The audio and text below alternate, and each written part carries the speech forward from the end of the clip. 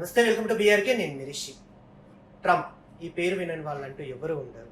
So Trump విధి విధానాలు ఏంటి, అక్కడ సుంకానాలు ఎలా ఉంటాయి, రీసెంట్గా అక్కడ జరిగే పరిణామాలు ఇండియా మీద ఎలాంటి ప్రభావితం చూపుతాయి, వీటన్నిటి గురించి మనకు ఎక్స్ప్లెయిన్ చేయడానికి ప్రముఖ senior stock market analyst S Chakravarthi garu మనతో పాటు ఉన్నారు. వారిని అడిగి మీతో విషయాలు తెలుసుకుందాం. నమస్తే సార్.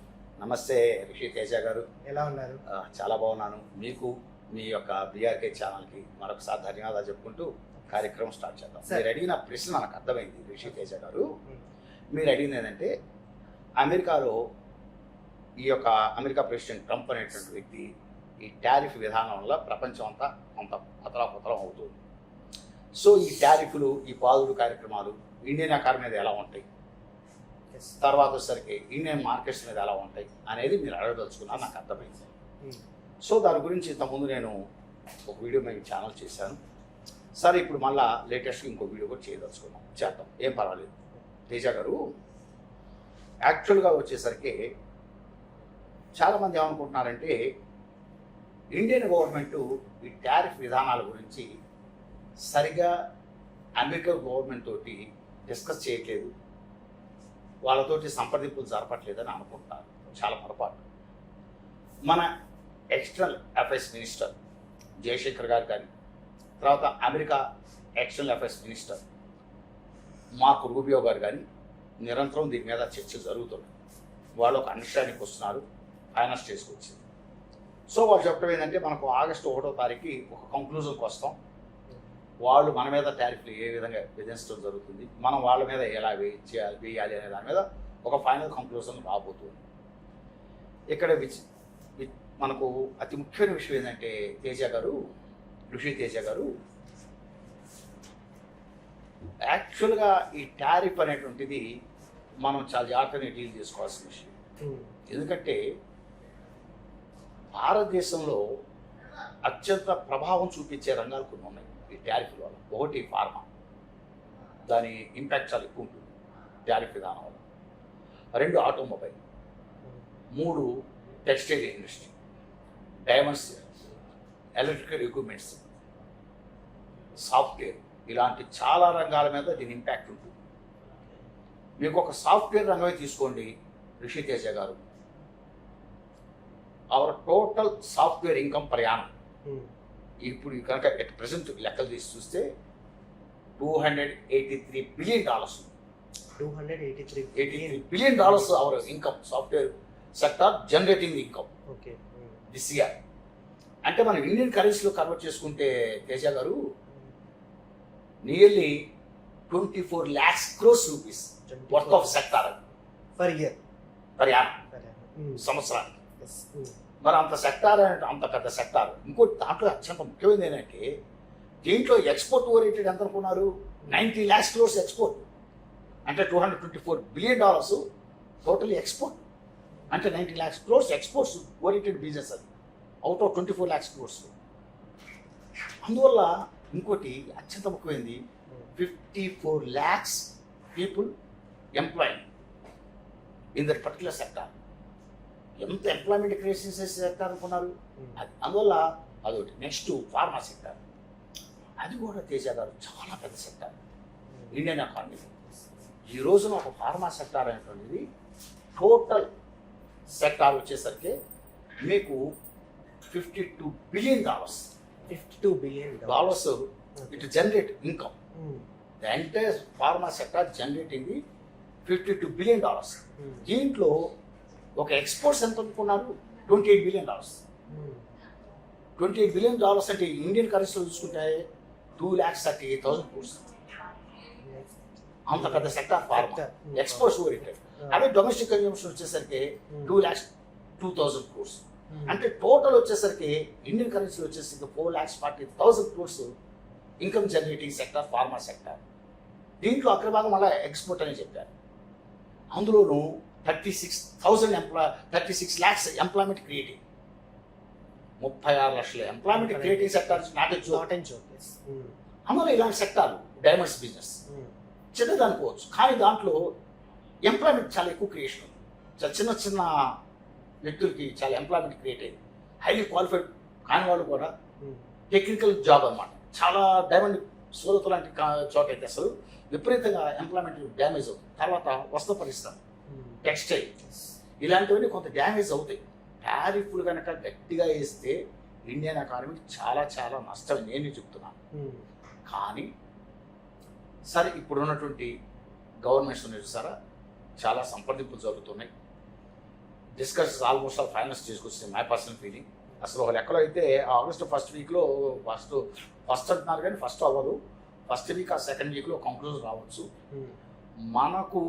మనం వచ్చేసరికి 7.5 to 8.5 మధ్య మనం టారిఫ్స్ వేయటం యూఎస్. అయితే ఒక ప్రతిష్టంభన ఎక్కడ ఉందంటే బీటీసీ ఇస్తున్నారు బట్టి మనం ఒప్పుకోవట్లేదు. ఎందుకంటే బీటీసీస్ అంటే రైతాంగం సంబంధించింది. తర్వాత అది ఆ ఇతనాలు మళ్ళీ రీజనరేట్ చేయడం పోతాం. అందువల్ల దాని మీద అయితే ఒప్పుకోవట్లేదు కానీ మన వాళ్ళు మిగతా వాటిని ఆల్మోస్ట్ ఆల్ యాక్సెప్ట్ చేశారు. మనం కూడా చాలా తక్కువకి వచ్చేసాం. 7.5 to 8.5 మధ్య ట్యాక్సెస్ ఒప్పుకుంటున్నాం. వాళ్ళు ఏమంటున్నారంటే 10.5 to 11.5 మధ్య ఇంపోజ్ చేయడానికి వాళ్ళు రెడీగా ఉన్నారు. ఇది అగ్రిమెంట్ కనుక జరిగితే అటు యుఎస్ గవర్నమెంట్కి ఇండియన్ గవర్నమెంట్ మధ్య ఈ టారిఫ్స్ మీద మనమేమో వాళ్ళ మీద 7.5 to 8.5 మధ్య, వాళ్ళే మన మీద 10.5 to 11.5 మధ్య చేయటం. ఈ టారిఫ్ కనుక ఒక రకంగా కనుక ప్రతిష్టంభన పోయి అగ్రిమెంట్ కనుక కుదిరితే వాస్తవంగా ఇండియన్ స్టాక్ మార్కెట్లు 26,000 ఇమీడియట్ క్రాస్ అవుతుంది. నిఫ్టీ 26,000 ఇమీడియట్ క్రాస్ అవుతుంది. ఖచ్చితంగా ఇక్కడి నుంచి స్ట్రైట్ అవే 1,000 పాయింట్స్ రైజ్ అవుతుంది. ఏమాత్రం ఇప్పుడు నేను చెప్పిన టారిఫ్లో కనుక సెట్ అయ్యి కనుక ఒక అగ్రిమెంట్ కనుక వచ్చేస్తే, ఫైనల్ కంక్లూజన్కి వచ్చేస్తే ఇమ్మీడియట్ 1,000 పాయింట్స్ జంప్ అవుతుంది Indian stock markets. No doubt Nifty పెరుగుతుంది, నో డౌట్. తర్వాత it's helping to the not only software sector, pharma sector, diamond sector, automobile sector, and one more important diamond sector, అన్ని sector చాలా electrical sector, electronic sector, ఇంకా చెప్పాలంటే electronic సెక్టార్కి చాలా boost up అవుతుంది ఈ tariff విధానం కనుక ఒక ఫైనల్ అగ్రిమెంట్కి వస్తే, నో డౌట్. అందువల్ల ఈ అగ్రిమెంట్ జరగాలని కోరుకుంటున్నాం. ఓ రకంగా అయితే ఇది జరగడమే మంచిది అని జరగడం చాలా మంచిది. అయితే ఒక ఫైనల్ కంక్లూజన్ రావాలి. ఆ టారిఫ్లు ఇప్పుడు మన మీద 26% ట్రంప్ అన్నాడు ఆ రోజు, కానీ ఫైనల్ డిక్లేర్ చేసింది 27%. సో ఏప్రిల్ 9th జరిగింది. ఏప్రిల్ 9th డిక్లేర్ చేయడం జరిగింది. దీన్ని మనం ఏం చేస్తున్నాం అంటే ఇప్పుడు ఎట్టుకోట దాన్ని మనం 7.2 మనం చాలా దిగొచ్చాం. మనం ఇంతకుముందు 500%, 100%, 150% వేసాం మనం అమెరికా మీద సుంకాలు, టారిఫ్స్. మనం కూడా చాలా తగ్గిపోయి 7.5, 8.5 మధ్య దిగాం. అందుకని we requested the government of US, అదే they are also requested. So ఇక్కడ ఏంటి, వాళ్ళ అవసరాలు మనకునే, మన అవసరాలు వాళ్ళకు ఉన్నాయి. సో ఇద్దరు దిగొచ్చి కిలోమీటర్ దిగొచ్చి ఒక అగ్రిమెంట్ జరగడం కన్ఫర్మ్ అవుతుంది. తర్వాత చాలామంది ఏమంటున్నారంటే Indian government not properly responding on this tariff issues అని అంటున్నారు. తప్పు. ఇక్కడ ఇండియన్ గవర్నమెంట్ ఎందుకు చాలా డిలే చేసి చాలా స్లోగా వెళ్తుందంటే, ఫస్ట్ పాయింట్ నెంబర్ 1, డిస్కషన్ జరుగుతుంది, అది బయట పెట్టలేదు. డిస్కషన్స్ ఒక రేంజ్కి వచ్చిన తర్వాత, ఒక స్టేజ్కి వచ్చిన తర్వాత ఓపెన్ చేయటం బాగుంటుంది. కానీ డిస్కషన్స్ కంటిన్యూ అవుతున్న సందర్భంలో అన్నీ ఓపెన్ చేసి చెప్పలేదు. నెంబర్ 1, జయశంకర్ గారి మధ్య, మార్కో రూబియో మధ్య నిరంతరం చర్చలు జరుగుతున్నాయి. వీటి మీద ఒక అవగాహనకు ఇద్దరు వచ్చేసారు. ఆల్మోస్ట్ ఫైనల్ కంక్లూజన్కి వచ్చేస్తున్నాయని చెప్తున్నాను. రెండోది వచ్చేసరికి అండి, మనం చాలా స్లోగా ఎందుకు మూవ్ అవుతున్నాం అంటే, ఎక్కువ మాట్లాడకుండా అమెరికా గవర్నమెంట్ కూడా డిలే కొద్ది వాళ్ళకు ఒక విషయం అర్థమవుతుంటుంది. ఈ టారిఫ్స్ అనేటువంటిది ఫైనల్గా గ్రాడ్యువల్గా అమెరికన్ ఎకానమీకి చాలా దెబ్బగా అవుతుంది. అమెరికన్ ఎకానమీ చాలా స్లో అవుతుంది. ఎందుకంటే అక్కడ ఇన్ఫ్లేషన్ విపరీతంగా పెరిగిపోతుంది. అక్కడ ప్రజల్లో కూడా కొంత తిరుగుబాటు వస్తుంది. ఇన్ఫ్లేషన్ మీకు ఎక్కడ దాకానే ఎందుకండి, కొన్ని వస్తువుల ధరలు అయితే డబల్ అయ్యాయి. ఎక్స్పెషల్లీ మిల్క్ ప్రోడక్ట్స్ ఇలాంటివి అయితే డబల్ అయిపోయినాయి అమెరికాలో కూడా. అందువల్ల ఇది స్లోగా అంటే డిలే కొద్దీ అమెరికన్ గవర్నమెంట్ కూడా తలనొప్పి.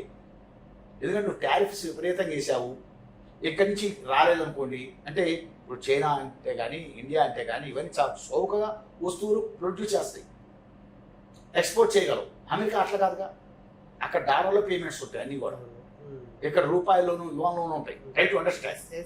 అందువల్ల it's gradually they are also understanding. అందుకని మన వాళ్ళు slow and steady wins the race అన్నట్టు చాలా స్లోగా, మాకే కాదు మీకు కూడా చాలా నష్టదాయకం. ఈ టారిఫ్ విధానాలు ఇలా పెంచుకుంటూ పోతే, ఈ టారిఫ్ యుద్ధం కనుక వచ్చినట్టయితే మేక్ ఎంత డ్యామేజ్ అవుతుందో దాని మించి మీకు కూడా భవిష్యత్తులో డ్యామేజ్ అవడానికి అవకాశం ఉంది అనేది కొంత స్లో అయ్యే కొద్ది వాళ్ళకి అర్థమవుతుంటుంది. అందుకనే మన వాళ్ళు తొందరపడట్లా, ఆచితూచి అడుగులు వేస్తున్నారు. అదొకటి కారణం. రెండో కారణం, ఫస్ట్ డిస్కషన్ జరుగుతున్నాయి, ఓపెన్ చేసి చెప్పలేరు.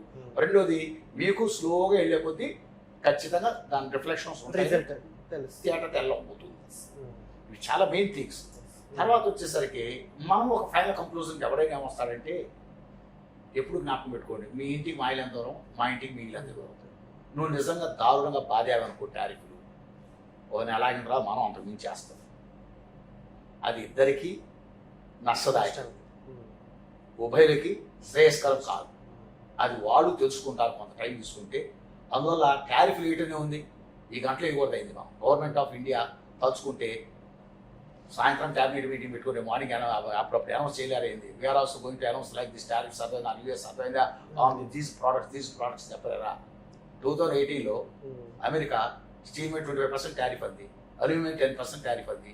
Immediately the government of India responded against that. 25 products మీద immediately we're also imposed tariffs. మనం కూడా టారిఫ్స్ వేసేసారు వెంటనే.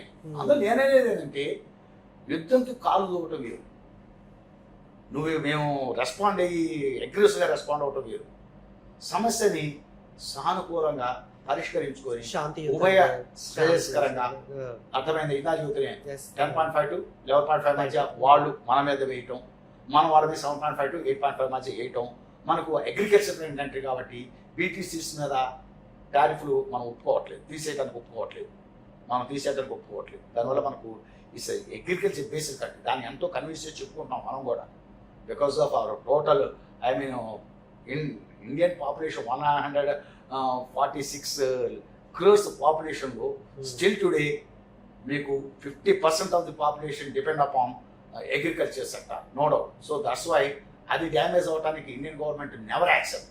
అందువల్ల వీటన్నిటిని మనం మార్కు రూబియో తోటి చాలా లోతుగా రిక్వెస్టింగ్గా పద్ధతిగా మీకు మాకు ఉభయ శ్రేయస్కరం అని చెప్పి డిస్కషన్స్ కోసం కంటిన్యూ అవుతున్నాయి. ఏది ఏమైనా మీరు ఆగస్టు 1st డెడ్లైన్ అని చెప్పడం జరిగింది Trump. Okay, thank you sir, చాలా చక్కటి విషయం చెప్పారు, మాతో షేర్ చేసుకున్నందుకు థ్యాంక్ యూ సో మచ్. ఎందుకంటే ఇది చాలా వాల్యుబుల్ ఇన్ఫర్మేషన్. సో మీ పరంగా మాకు ఇన్ఫార్మ్ చేసినందుకు మా ఛానల్ తరపు నుంచి మీకు ప్రత్యేకంగా ధన్యవాదాలు చెప్తున్నాను సార్. Thank you.